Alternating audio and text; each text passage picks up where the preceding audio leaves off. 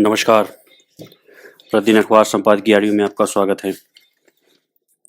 विदेश मंत्री की पाकिस्तान यात्रा अहम साबित होगी। दैनिक भास्कर। स्वच्छ हवा के लिए पूरे साल उपाय करने की जरूरत है। कनाडा की करतूत। दैनिक जागरण। संस्थानों की शक्ति, बिजनेस स्टैंडर्ड। अब संपादकीय विस्तार से। विदेश मंत्री की पाकिस्तान यात्रा अहम साबित होगी। दैनिक भास्कर। देश के विदेश मंत्री एस जयशंकर ने भले ही कहा कि वो उनकी पाकिस्तानी यात्रा में देश के विदेश मंत्री एस जयशंकर ने भले ही कहा हो कि उनकी पाकिस्तान यात्रा में द्विपक्षीय बातचीत नहीं है और वे महज शंघाई कोऑपरेशन ऑर्गेनाइजेशन एससीओ के जिम्मेदार सदस्य के रूप में बहुपक्षीय संबंधों की रक्षा के लिए शिखर बैठक 15-16 अक्टूबर में शामिल होंगे, लेकिन 9 साल बाद किसी विदेश मंत्री का पाकिस्तान जाना कई मायनों में अहम है। 10 सदस्यीय एससीओ आबादी ही नहीं, क्षेत्रफल के हिसाब से भी दुनिया का सबसे बड़ा क्षेत्रीय संगठन है और दुनिया की जीडीपी में इसका योगदान 1/3 है। भारत के अलावा पाकिस्तान, चीन और रूस सहित मध्य एशिया के अनेक देश इस संगठन में हैं। जाहिर है, पाकिस्तान के अलावा रूस, चीन का भी दृष्टिकोण अरब भूभाग में चल रहे ईरान-इजरायल तनाव पर भारत से अलग होगा। ऐसे में क्या क्षेत्रीय आर्थिक सहयोग का मुद्दा भी सभी सदस्यों को बांध सकेगा? वैसे पाकिस्तान के हुक्मरानों से बातचीत का एजेंडा नहीं है, पर साइडलाइन में कुछ चर्चा संभव हो सकती है, जो संबंधों पर जमी उस बर्फ को पिघला सकती है जो कश्मीर के अनुच्छेद 370 के हटने के बाद से पाकिस्तान ने खत्म कर दी थी। आपसी व्यापार भी फिर से शुरू ही नहीं बल्कि बढ़ाया भी जा सकता है। दो पड़ोसियों के बीच व्यापार के अपने लाभ हैं। पाकिस्तान में आंतरिक राजनीति का तनाव काफ़ी गहरे हैं।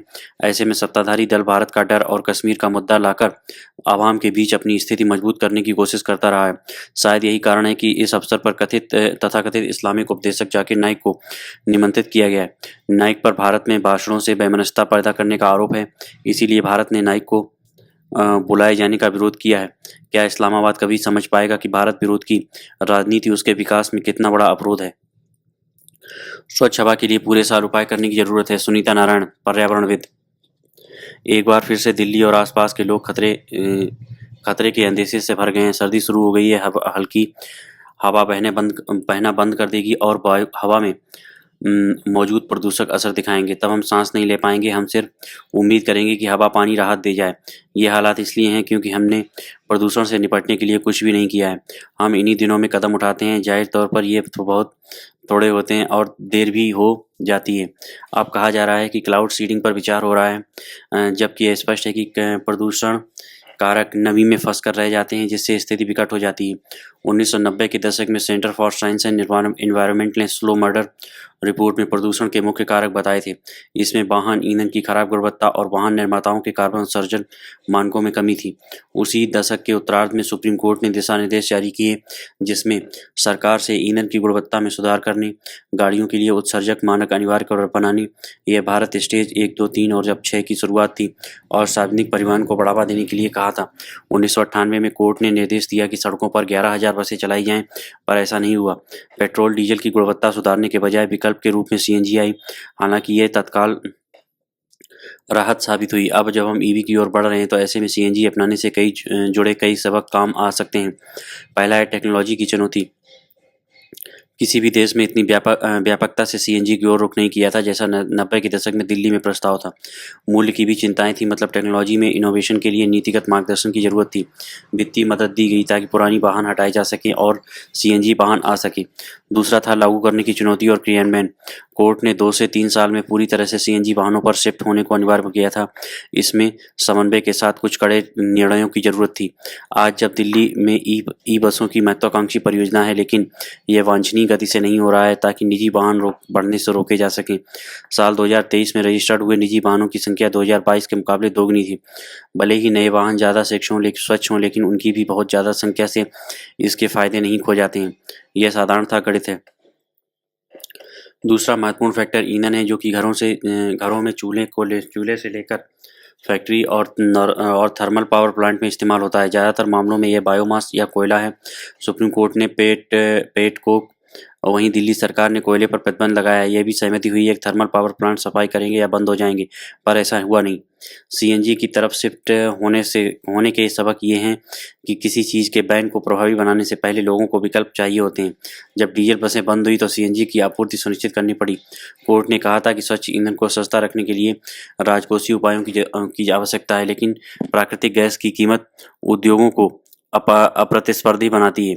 हमें समझना जरूरी है कि स्वच्छ हवा के लिए पूरे साल कदम उठाने होंगे। कनाडा की करतूत। दैनिक जागरण।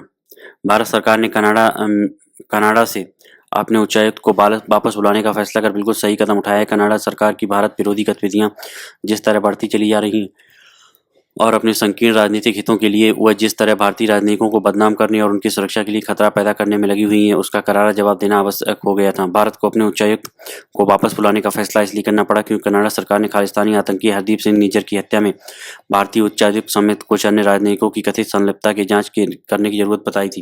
कनाडा सरकार ने इसके पहले भी अपने यहाँ पल रहे खालिस्तानियों को खुश करने के लिए निज्जर की हत्या के लिए भारतीय राजनयिकों को जिम्मेदार ठहराने की हास्यास्पद कोशिश की थी।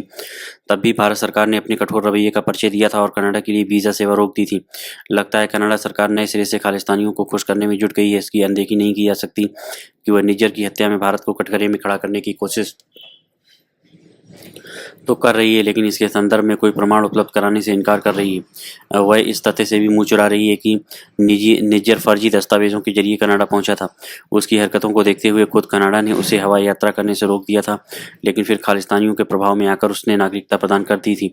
खालिस्तानियों की हमदर्दी हासिल करने के लिए कनाडा के प्रधानमंत्री जस्टिन ट्रूडो केवल भारत से संबंध खराब ही नहीं कर रहे हैं, बल्कि अपने देश को खालिस्तानी अतिवादियों और आतंकियों का गढ़ बनाने में लगे हुए हैं। अपनी सत्ता बचाए रखने के लिए वह खालिस्तानी तत्वों के हाथों में खेलने के लिए स्वतंत्र हैं, लेकिन उन्हें इसकी अनुमति नहीं दी जा सकती है कि वह भारतीय के हितों के लिए खतरा पैदा करें। पिछले कुछ समय से भारत की आपत्तियों के बाद भी वह ऐसा ही कर रहे हैं। उन्होंने खालिस्तानी आतंकवादियों को इतनी अधिक छूट दे रखी है कि वे इंदिरा गांधी की हत्या की परेड निकालते हैं और उन तत्वों के खिलाफ कोई कार्रवाई नहीं करते जो भारतीय राजनयिकों को खुलेआम धमकाते हैं और यहाँ तक कि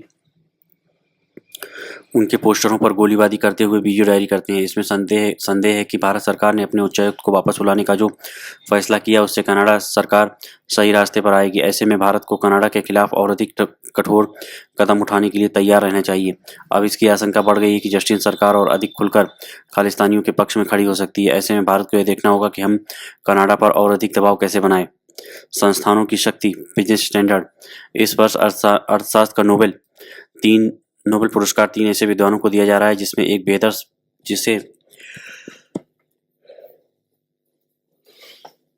एक बेहद साधारण प्रश्न करने में विशेषज्ञता हासिल है। देश अमीर कैसे बनते हैं? ये विद्वान पारंपरिक संदर्भों में अकादमिक अर्थशास्त्री नहीं है। निश्चित तौर पर डैरेन एसमोगुल अपनी पीढ़ी के सर्वाधिक प्रतिष्ठित प्रोफेसरों में से एक हैं, परंतु साइमन जॉनसन एक बिजनेस स्कूल में उद्यमिता के प्रोफेसर और अंतर्राष्ट्रीय मुद्रा कोष IMF के पूर्व मुख्य अर्थशास्त्री हैं। जेम्स ए रॉबिन्सन लंबे समय तक राजनीति विज्ञान और लोक नीति विभागों में रहे हैं।